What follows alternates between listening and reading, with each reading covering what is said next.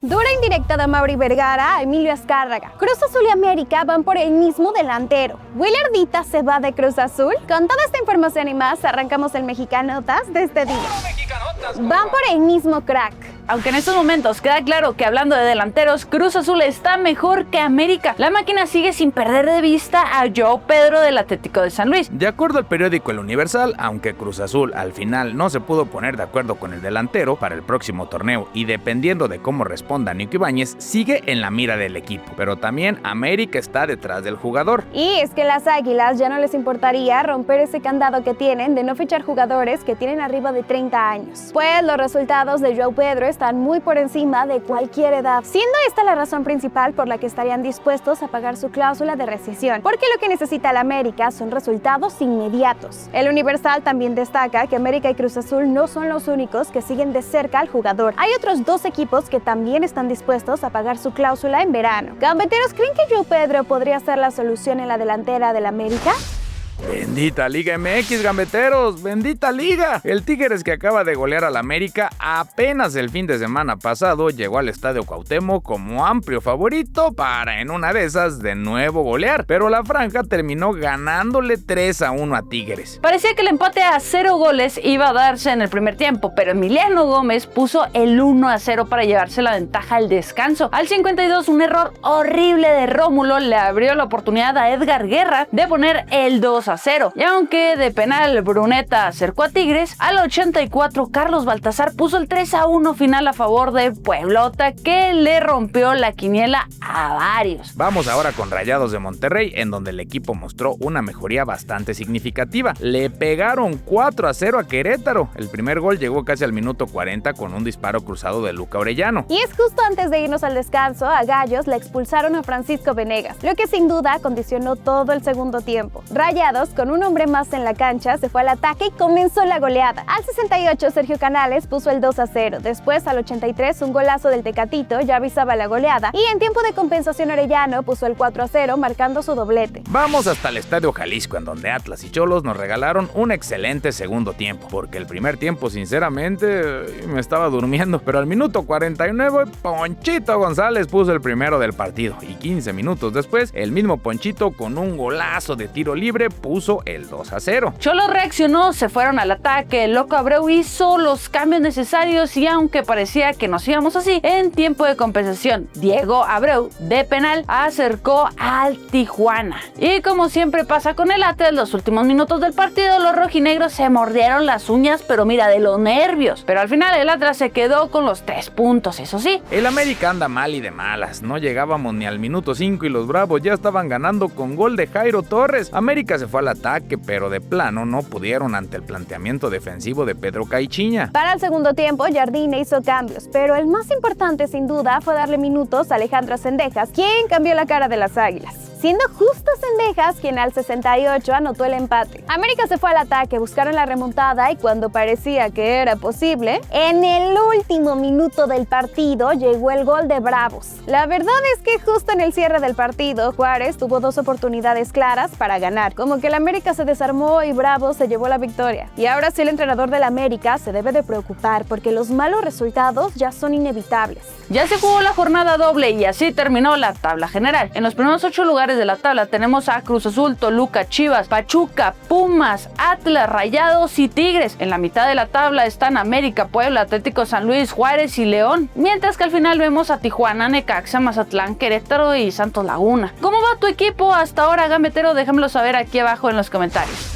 Jardine da la cara. Aunque quiso evitar mencionar si hay crisis en el América, incluso llegando a comparar la crisis de resultados que llegó a tener hace poco el Manchester City, Jardine sí, de alguna manera, se escudó por los malos resultados hablando de las lesiones en el equipo, mismas que no le han permitido tener plantel completo en este torneo. Un poco de mala suerte, ¿no? En este tema de las lesiones, lamentamos bastante. El partido de hoy fue un partido que sabíamos que iba a ser duro, incluso por los cambios todos, entramos con un equipo muy movida. Y es que América tiene varios jugadores lastimados. Ayer Dávila se fue con una lesión muy grave. Henry y Bryan no estaban para jugar todos los minutos, incluso Henry decidió guardarlo. Pero aunque no lo puso como excusa, se aseguró que el tema de las lesiones nuevamente están pegándole duro a las Águilas. Siendo honestos, gambeteros, si ustedes fueran Jardine, ¿qué harían para mejorar el camino del equipo? Leo su opinión en los comentarios.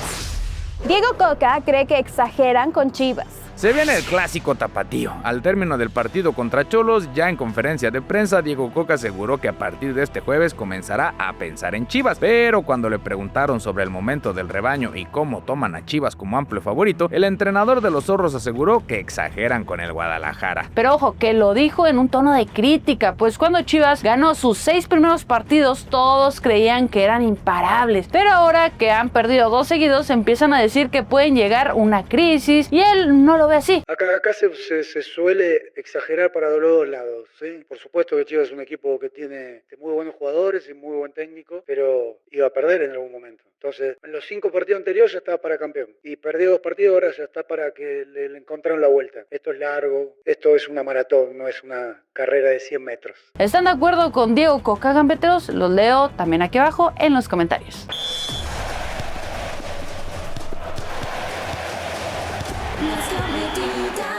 4. Mejora ambiente en Rayados. El periodista Miguel Ángel Arizpe asegura que desde dentro del vestuario le informan que el ambiente de Rayados ha mejorado bastante, pues con Torrent el asunto ya estaba bastante tenso entre jugadores y cuerpo técnico. 3. Lo buscan en Inglaterra. Ahora que en el Milan piensan que lo mejor es vender a Santi Jiménez, hay 2 equipos que levantan la mano para quedarse con el bebote, siendo Sunderland y el West Ham los más interesados. 2. No quiere dejarlo ir. José Caicedo tiene una oferta para salir de Pumas e ir a la MLS, sin embargo Antonio Sancho no quiere dejar ir al jugador, esto a pesar de que Efraín Juárez ya dio el visto bueno para que deje el equipo. 1. Esperan su regreso al final del torneo. En Tijuana espera que Gilberto Mora pueda estar de regreso a partir de la jornada 13 y 14 del torneo. Lo llevan con calma y no van a apresurar su recuperación, pues saben que puede ser contraproducente para el jugador.